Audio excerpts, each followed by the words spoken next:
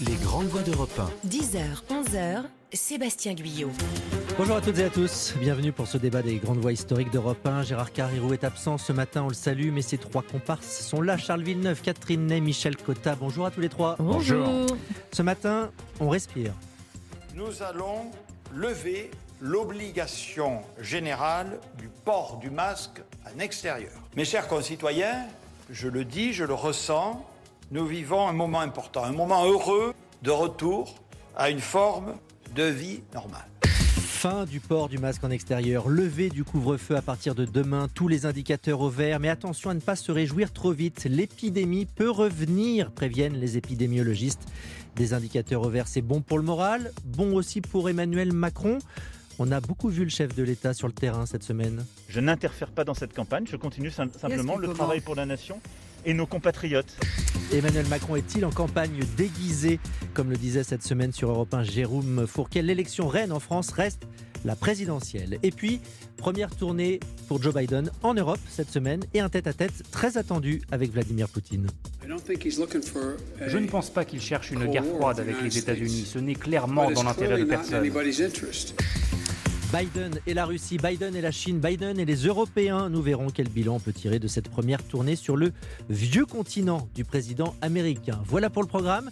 Installez-vous confortablement. Le débat des grandes voix, c'est parti.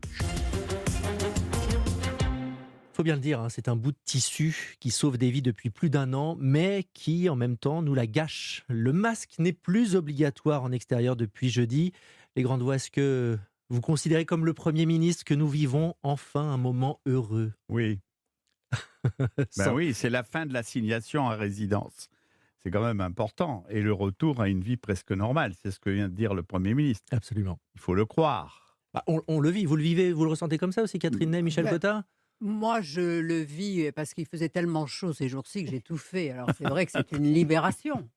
Mais je vois que le Premier ministre qui vient d'annoncer la fin du port du masque vient de rester 8 jours à l'arrêt parce que sa femme était positive. Oui. Et que, vous voyez, donc, il nous montre aussi que un drame peut survenir, que l'épidémie peut repartir. Mais moi, je crois que le masque qu'on abandonne avec plaisir parce qu'il fait chaud va devenir et va demeurer un geste social. On le voit d'ailleurs. On le voit d'ailleurs déjà. dans la rue, les gens, vous avez le droit de l'enlever, mais il y en a qui le gardent. Donc parce qu'aujourd'hui, le fait de dire vous pouvez l'enlever, la liberté c'est de le garder. Vous voyez, c'est ça, les Français peuvent le garder. C'est ça qui est intéressant.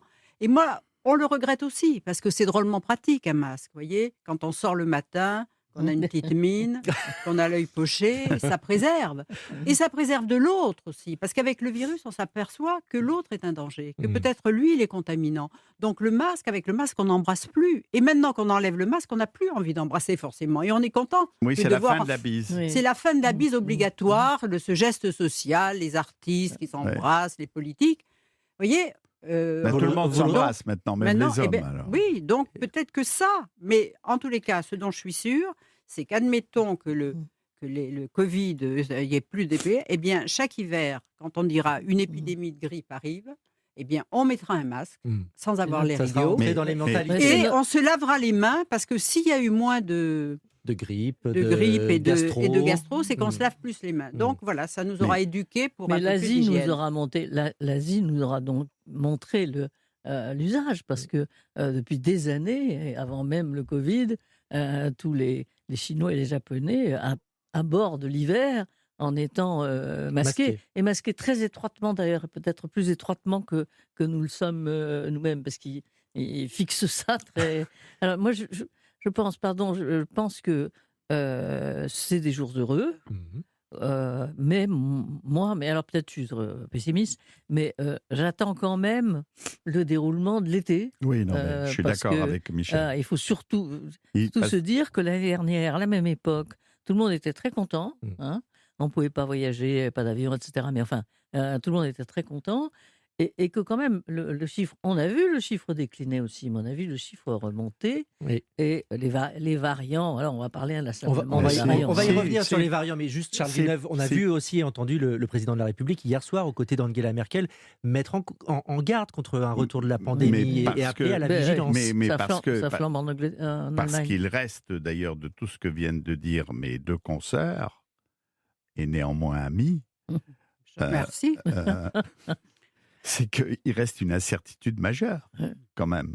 Savoir si les variants ne vont pas gâcher la fête, et notamment le variant Delta qui nous vient du Gange. Le variant indien. Qui perturbe la vie des Anglais, qui sont pourtant à près de 60% vaccinés, et des Russes, et puis qui fait poser des questions aux Portugais, notamment autour de la capitale, Lisbonne, puisqu'il y a des clusters qui apparaissent avec ce fameux variant. Alors, est-ce que l'épidémie recule durablement? C'est ce que tu disais, d'ailleurs, Michel. Ou n'est-ce qu'un entracte d'été? Alors, on a quand même une assurance, c'est que la France s'y est mise sur la vaccination et elle s'impose pas mal. Il y a beaucoup de doses. Mais vous le disiez justement, Charles, la vaccination, elle est très haute au Royaume-Uni, plus de 60%, et pourtant le variant indien est présent à 90%, et il est beaucoup plus contagieux, et les cas repartent et repartent. Pardon, techniquement, il y a une différence avec les États-Unis, avec l'Angleterre, le Royaume-Uni, c'est que les doses ont été beaucoup plus séparées. Les doses ont été beaucoup plus séparées que les nôtres, puisqu'ils ont été séparés de 2-3 mois, et finalement... Donc, alors que nous, c'est une moyenne de 3 semaines à 4 semaines. Là, il y a une grande partie des gens qui ne sont vaccinés qu'une fois. Et vous avez raison, Michel, sachant qu'en effet, les spécialistes disent qu'a priori, les vaccins sont valides contre le variant indien, mais uniquement après 2 doses. Voilà. Mais enfin, moi, je pense que cette crainte qu'on peut avoir pose le problème de la vaccination. Est-ce qu'elle doit être obligatoire ou pas? Bon, maintenant, en Chine, où on ne connaît pas d'ailleurs les qualités du vaccin, elle est quasi obligatoire sans le dire, puisque vous ne pouvez plus aller dans des magasins, à l'hôtel, au restaurant si vous n'êtes pas vacciné. Ceux qui sont vaccinés ont un cadeau, un savon, vous voyez. Et ceux qui vaccinent, une boîte d'œufs. Vous voyez, donc on attraque. Oui. Bon. Alors, dans tous les cas, il y a un oui. milliard de Chinois ont été vaccinés. Mais comme ils sont déjà plus d'1 milliard, ça veut dire qu'il y a une dose seulement qui est donnée. Voyez. Vaccination obligatoire, vous disiez, Catherine Ney. On a entendu cette semaine Olivier Véran, le ministre de la Santé, dire qu'il faudrait rendre obligatoire la vaccination, en tous les cas pour les soignants dans les EHPAD. Charles Villeneuve. Moi, je pense que c'est un impératif de santé publique. Parce que c'est plus important que les pudeurs de gazelle qu'on voit apparaître, notamment chez les soignants, dans les EHPAD en plus. C'est ma plus grande surprise. C'est que les soignants qui sont les plus récalcitrants sont dans les EHPAD. Et c'est là où, justement, il y a la population la plus fragile. C'est invraisemblable. Mais de toute façon, elle sera... il y a des vaccinations obligatoires en France. C'est pas... on a des la variole, le tétanos, la polio, etc. 11 désormais. Voilà, 11 vaccins. Alors je sais que ça avait fait du bruit. Je sais que ça avait fait du bruit quand on était passé à 11. Enfin, les gens sont passés à 11. Eh ben, donc passons moi, à 12.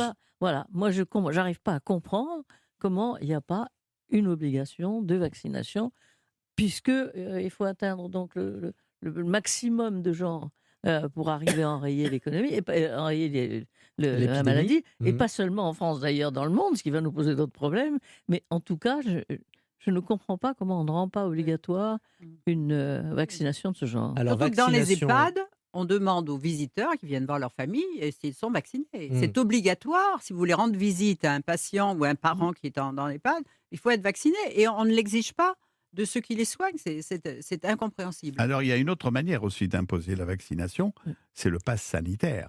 Si on rend obligatoire le pass sanitaire pour aller dans un certain nombre de lieux, ne serait-ce que les restaurants, les cinémas, ça imposera la vaccination. Alors, vaccination obligatoire, stratégie vaccinale d'Emmanuel Macron qui a été fortement décriée fut un temps, et aujourd'hui, est-ce qu'il a réussi son pari politique? Eh bien, je vous propose de continuer à en débattre juste après une première pause. À tout de suite.